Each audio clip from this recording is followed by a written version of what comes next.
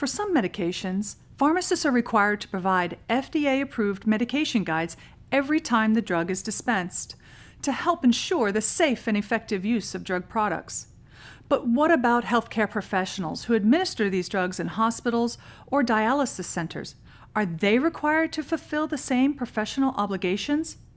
Hi, I'm Captain Mary Kremsner, and this is Drug Info Rounds, brought to you by the pharmacist in FDA's Division of Drug Information.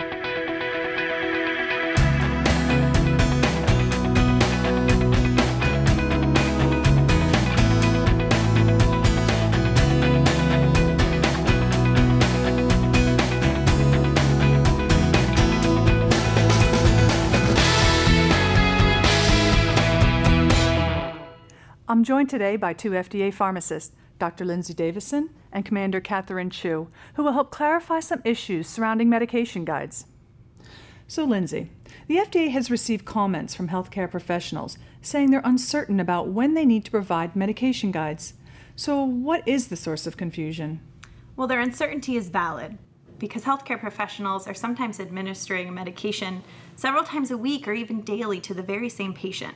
So providing a medication guide every time is not always realistic or helpful. Are there circumstances when medication guides do not need to be provided? There are. A good example is an inpatient setting, defined as a medical facility where patients receive care for longer than 24 hours. These include hospitals, hospice care, and skilled nursing facilities. In settings like this, rather than provide a medication guide every time a drug is prescribed or dispensed, healthcare professionals should instruct their patients on the appropriate use of a drug, address potential side effects, and answer any questions. Kat, can you tell us a little bit about outpatient settings? Sure. First, any patient or patient's agent who requests a medication guide should receive one. Second, medication guides should be provided to patients in outpatient settings when the drug will be administered without direct supervision from a healthcare professional. These types of settings could include community pharmacies, hospital-based ambulatory care units, or apply to patient samples. Third, in outpatient settings when patients return often, like a dialysis center, healthcare professionals should provide a medication guide the first time a drug is dispensed. Fourth, if a medication guide has been materially changed, it needs to be provided in all outpatient settings the first time a drug is dispensed following the change.